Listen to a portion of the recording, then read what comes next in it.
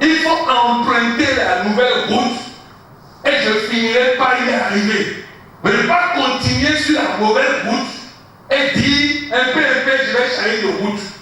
Le coaching en développement personnel est devenu une nécessité. Il nous permet, entre autres, de voir la vie autrement et de booster notre envie de réussir dans tout ce que l'on entreprend. C'est l'enseignement que donne le docteur en coaching et développement intégral, Patrick Amakpoyon, lors de son séminaire. Plusieurs domaines ont été abordés par le coach. Il s'agit du coaching, du développement personnel, du leadership, pour en citer que ceux-là. Il appuie ses théories avec des exemples concrets de la vie.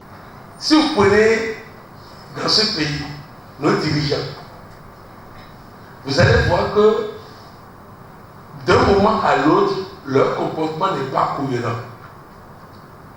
Quand il y a des engrammes, les engrammes font qu'après, la personne ne fonctionne plus comme il fonctionne d'habitude.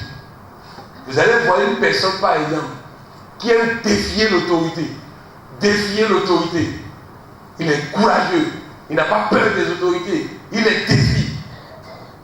Quand il en arrive à vivre une situation de choc émotionnel, il lui est difficile après de défier l'autorité.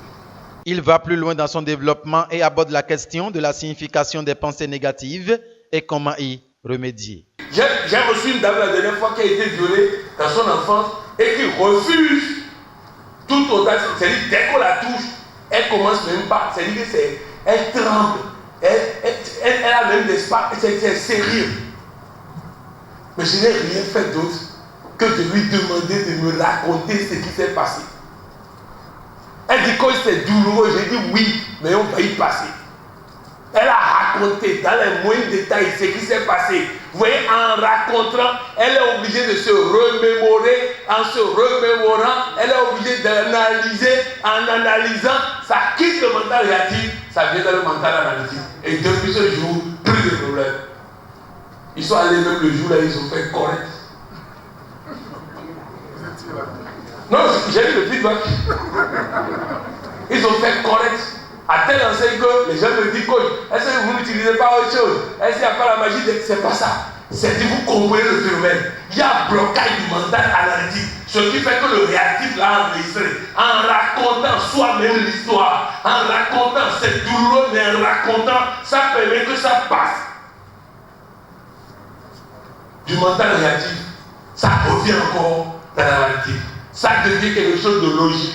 Ça devient quelque chose de raisonné. Ça devient quelque chose de pratique.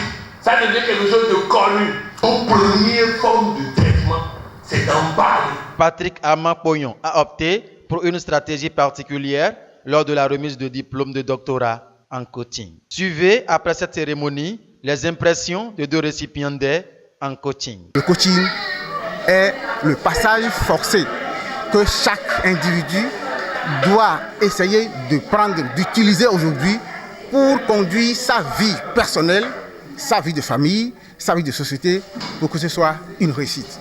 Parce que nous sommes nés pour réussir, nous sommes nés pour briller, parce que nous sommes la lumière du monde. Tout le monde doit faire le coaching, parce que le coaching, au fait, c'est quoi? C'est ce que nous disons de notre bouche, c'est le verbe, la puissance du verbe. Parce que le verbe est sacré, la parole est sacrée. Ce que nous sortons de notre bouche, eh bien, c'est ça qui nous suit. C'est ça ce que nous devenons. Nous sommes le produit de ce que nous nous disons. C'est pour ça, n'acceptons pas que quelqu'un d'autre dise de mauvaises choses sur nous. On ne doit pas sortir de mauvaises choses de notre bouche. Donc, tout ce qui doit sortir de notre bouche doit mériter l'approbation de Dieu lui-même. Donc, nous sommes dans un pays, on doit penser bien du pays, on doit tout faire pour que le pays dans lequel nous sommes puisse être un pays vraiment prospère. Vous l'aurez compris, le coaching représente l'un des piliers de la vie humaine.